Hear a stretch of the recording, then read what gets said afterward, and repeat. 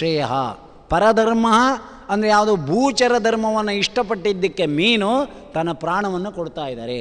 ಮಾಂಸದಾಸೆಗೆ ಮತ್ಸ್ಯ ಸಿಲುಕಿ ತವಕ ಪಡುವಂದದಿ ಈಸಬೇಕು ಇದ್ದು ಜಯಿಸಬೇಕು.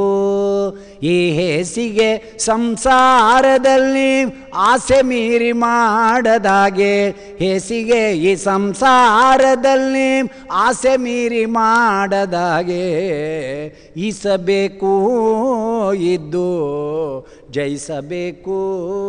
ದಾಸರಾಯರು ಮಾಂಸದಾಸೆಗೆ ಮತ್ಸ್ಯ ತಿಲುಕಿ ತವಕ ಪಡುವಂದದಿ, ಮಣ್ಣು ಹುಳುವಿನ ಮಾಂಸದ ಆಸೆಗೆ ಸಿಕ್ಕಿದ ಮೀನು ತವಕ ಪಡುವಂದದಿ. ಜಲದಿಂದ ಮೇಲೋದರೆ ಭೂಧರ್ಮಕ್ಕೆ ಬಂದರೆ ಪ್ರಾಣ ಹೋಗ್ತದೆ ನಿಂದು. ಜಲದಲ್ಲಿ ಇದ್ದರೆ ನಿನ್ನ ಪ್ರಾಣ, ಭೂಧರ್ಮಕ್ಕೆ ಬಂದರೆ ನಿನ್ನ ಪ್ರಾಣ ಹೋಗ್ತದೆ. ಮಣ್ಣುಳು ಭೂಧರ್ಮದಲ್ಲಿ ಇದ್ದರೆ ಪ್ರಾಣ ಇರ್ತದೆ, ಜಲಕ್ಕೆ ಹಾಕಿದರೆ ಸಾಯ್ತದೆ. ಈ ಅರ್ಥದಲ್ಲಿ ಕನಕದಾಸರು ಬರೀತಾರೆ. ಅದಕ್ಕೋಸ್ಕರನೇ ಕನಕದಾಸರು ಒಂದು ದೇವ್ರನ್ನ ಮಾಡ್ತಾರೆ.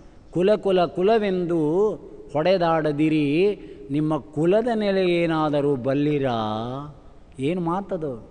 ಜಲವೇ ಸರ್ವಕ್ಕೆ ತಾಯಿ, ಜಲವೇ ಸರ್ವಕ್ಕೆ ಪ್ರಾಣ, ಜಲದ ಕುಲವೇನಾದರೂ ಬಲ್ಲಿರಾ. ಜಲದ ಬೊಬ್ಬುಳಿಯಂತೆ ಸ್ಥಿರವಲ್ಲವೀ ದೇಹ, ನೆಲೆಯ ನರಿತು ನೀ ನೆನೆ ಕಂಡ್ಯ ಮನುಜ. ಕುಲ ಕುಲ ಕುಲವೆಂದು ಹೊಡೆದಾಡದಿರಿ. ಜಲವೇ ಸರ್ವಕ್ಕೆ ತಾಯಿ. ಜಲ ಇಲ್ಲದಿದ್ದರೆ ಯಾವ ವಸ್ತು ಬದುಕತ್ತೆ? ಮನುಷ್ಯನೂ ಬದುಕಲ್ಲ, ಗಿಡ ಮರಗಳು ಬದುಕಲ್ಲ. ಜಲವೇ ಸರ್ವಾಪೋ ವೈದಗುಂ ಸರ್ವಂ. ಶ್ರುತಿ ಎಲ್ಲದಕ್ಕೂ ನೀರೇ ತಾಯಿ. ನೀರಿಲ್ಲದೆ ಅಂದಮೇಲೆ ಮುಗಿದು. ಅದಕ್ಕೆ ಜಲಮಾತಾ ಅಂತಲೇ ಅದಕ್ಕೆ ಹೆಸರು. ಜಲವೇ ಸರ್ವಕ್ಕೆ